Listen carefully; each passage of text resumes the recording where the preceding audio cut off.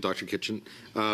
DEI, no one's disagreeing the intent of DEI. It's just how it's been rolled out in circumstances that marginalizes people. And the morally bankrupt factor is that it is indirectly doing what it's, apparently trying to stop, which is a little bit hypocritical. But could you unpack a little bit more about how DEI can be morally bankrupting if used improperly?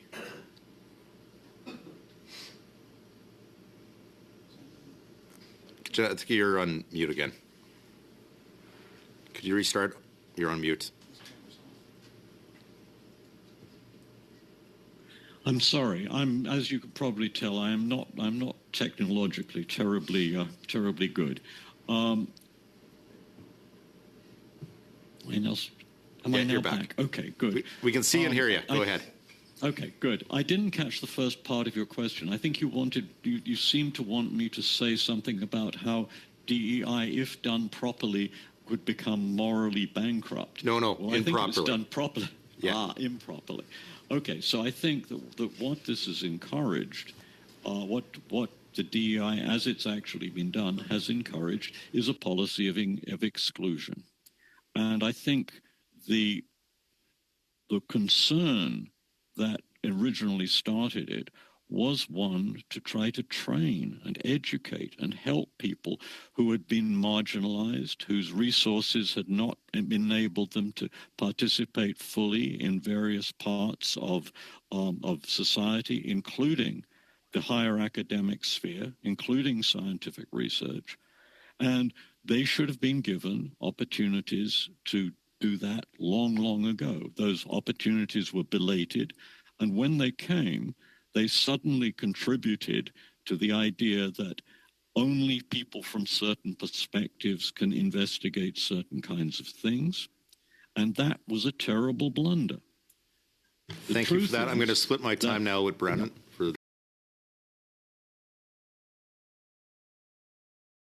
remainder. Thank you, Mr. Tucker. I'd like to start with Mr. Robson. I will echo some of your comments as someone who has been to university rather recently compared to many of my Member of Parliament colleagues here. There is, and for Mr. Kitcher's experience, there is absolutely much indoctrination that happens in universities. In fact, I was almost terrified to share any of my conservative views in classrooms until I grew enough confidence to do so.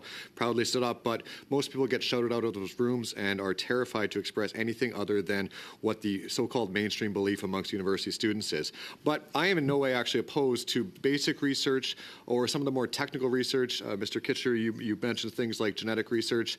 I come from an ag background. The development of CRISPR technology is going to be an absolute game changer in terms of agriculture and potentially for pre-existing human conditions that we could help prevent with those ethical boundaries certainly being respected. But my question is, starting with Mr. Robson, how do we evaluate? I think there's the technical and economic-driven research, and Mr. Kitcher mentioned how do we measure that? And I think we need to look at how much commercialization happens, how many patents emerging out of this, how many jobs are created out of this, versus some of the studies that my colleague, Mr. Tucker, which there are numerous ones, and yeah, it's only 37 grand here and there, but they are ridiculous studies. So how do we do a better job of prioritizing research that's actually going to make a difference to society and to our nation versus some of these, I don't even know what you call that type of research.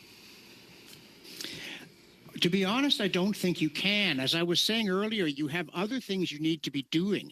But this idea of trying to track out what the economic, social, and cultural impacts of some piece of scientific research are going to be a decade down the road, nobody knows that. But nobody needs to know it. Scientists are curious people. They will do fundamental research. It isn't something you have to be concerned with. And if it turns out to have commercial applications, companies will take advantage of that. There will be useful collaboration. All kinds of things happen under a system of spontaneous liberty that do not happen under a system of political control. So I think that having the federal government trying to put a committee on top of 3 committees to tell scientists what they ought to be doing in the interest of the economy is to misunderstand what you're capable of and what the situation actually requires. If scientists are given jobs, they will go and do research because they want to know what the heck's going on in the lab.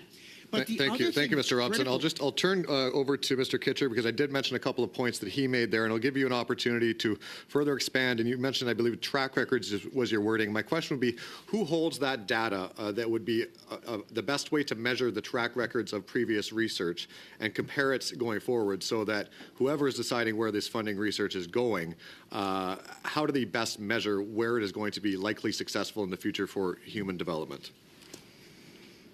I think if you go to the biomedical community, they know quite a lot about which kinds of programs have been successful and what kinds of things have not worked out very well. I think scientists are actually sometimes extremely good at measuring this. But I will say one thing in response also, if I may, to one of your other points. For many years, I have taught courses in contemporary moral problems, and I have had students in those courses who held views that were far more conservative than mine. Also, I've had students who sometimes held views that were far more liberal than mine. None of those students has ever felt intimidated or unable to speak up in class. I mean... But you are a very nice man, so I suspect that may be the case, but not every professor is like that scenario. I mean, and I'll just perhaps go back to Mr. Robson quickly. We're actually over our time, but anyway, thank you so much. So now I will turn it over to MP Glashashoka for 2.5 minutes.